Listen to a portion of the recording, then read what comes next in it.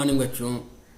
आज हम आपको अयोध्या उपाध्याय हरिऔध की पवन दूतिका का अगला छंद पढ़ाएंगे। पीछे इतना पढ़ा चुके हैं, उसी के आगे आज देखिएगा। खोलिए 20वां छंद। 20वां छंद देखिएगा। जैसा कि मैंने बताया कि यह राधिका और कृष्ण के विरह का वर्णन है। जैसे ही व्रज से कृष्ण जाते हैं, फिर मथुरा लौट कर नहीं आते हैं, उन्हीं के विरह में जो है राधा जी और गोपियाँ जो है बहुत व्यथित हैं। राधा जी पवन को दूतिका बनाकर मथुरा में भेजती हैं। तो अब आगे देखिए क्या कहती हैं, कैसे जो है उनके विरह के बारे में बताएंगी पवन। उसके बारे में बताते हुए कहती हैं, ला के फूले कमल दल को श्याम के सामने ही, थोड़ा थोड़ा विपुल जल में व्यग्र हो डुबोना। यो देना ए बतवे भगनी जतला एक अम्भोज नेत्रा, आँखों को ही बिरह विधुरा बारी में बोरती है। तो वह कहती हैं कि जब तुम्हें कोई कमल दल, कोई कमल का पुष्प जो है दिखाई दे वहाँ पे, तो क्या करना, श्याम के कृष्ण के सामने तुम उसे ला देना और थोड़ा थोड़ा करके उसे जल में व्यग्र हो डुबोना, व्यथित होकर उसे डुबोना। और ऐसे डुबोना, ऐसे बतला देना उन्हें यह याद आ जाए कि ये कमल के समान आँखों वाली उनकी प्रेमिका राधिका जी जो है ऐसे ही अपने आँखों को नित्य विरह में कातर होकर, विरह में व्यथित होकर अपनी आँखों को हमेशा जो है जल में भिगोए रहती है। अर्थात उनकी आँखों से अश्रु की धारा हमेशा बहती रहती है और आँखों में हमेशा अश्रु उनके विरह के कारण भरे रहते हैं। तो बच्चों आगे देखिएगा।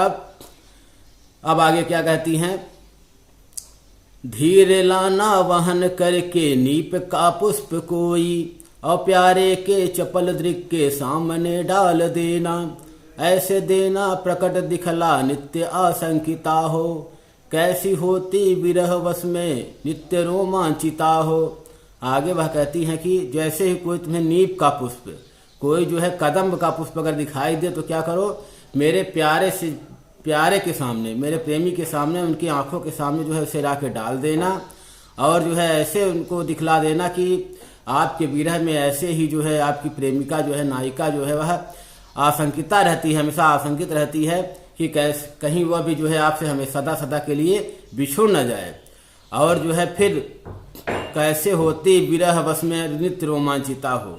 और जो है वह जब आपके निकट, जैसे ही यह पुष्प निकट आया है आपके, उसी तरह जो है मैं भी उनके सामने अगर आ जाऊं, उनके पास आ जाऊं तो क्या हो जाऊं, मैं भी जो है हरी भरी हो जाऊं।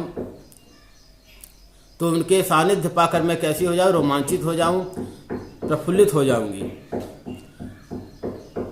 अब आगे वाला देखिएगा, बैठ नीचे जिस बिटप के श्याम होवे उसी का, कोई पत्ता निकट उसके नेत्र केले हिलाना। यो प्यारे को विदित करना चातुरी से दिखाना, मेरे चिंता विजित चित का क्लांत हो कोई जाना। वह आगे कहती हैं कि अगर कोई मेरे प्यारे, अगर कोई पिटप मान वृक्ष के नीचे बैठे हों तो क्या करना, उनके आँखों के सामने जाना और कोई पत्ता जो हिल रहा हो, यूँ उस पत्तों को हिला देना, उनके उस वृक्ष के पत्तों को हिला देना। और क्या करना, यूँ प्यारों को विदित करना, चातुरी से दिखाना, और उनको ऐसे मतलब कि जतला देना, उनको ऐसे अनुभूति करा देना कि ऐसे ही जो है आपके प्रेम में, आपके प्रेम से विरह में, प्रेम के विरह में जो है आपकी प्रेमिका जो है उसके हृदय में भी रह रह के संवेदना जाग जाती है और जो है उसका हृदय भी आपके विरह से कांप उठता है, विरह के दुख से कांप उठता है। तो बच्चों ये हो गया आपका 22वां छंद। अब जो है आगे देखिएगा, सूख जाती मलिन लतिका जो धरा में पड़ी हो, तो पाँवों के निकट उसको श्याम केला गिराना। यो सीधे से प्रकट करना प्रीति से वंचिता हो, मेरा होना अति मलिन और सूखते नित्य जाना। वह कहती हैं कि अगर कोई लतिका, कोई जो है पुष्प का जो है पुष्प की लताएं जमीन पे, धरती पे पड़ी हो तो क्या करना, उसको उठाकर तुम पवन उड़ाकर जो है श्याम के पैरों में ला के गिरा देना। और जो है ऐसे ही बता देना, ऐसे उनको अनुभूति करा देना कि इसी तरह जैसे यह यह जो है डाली, यह जो है लता अपने से बिछुड़ कर, अपने परिवार से, अपने मतलब कि वृक्ष से बिछुड़ कर जो है निकल कर दिनों दिन क्या हो रही है, सूखती जा रही है। उसी तरह जो है आपकी प्रेमिका, आपकी जो है राधा, वह जो है आपके प्रेम के विरह में नित्य दिनों दिन जो है वह सूखती चली जा रही है। तो बच्चों इस तरह जो है आपका ये 23वां छंद हो गया। अब जो है आप लोग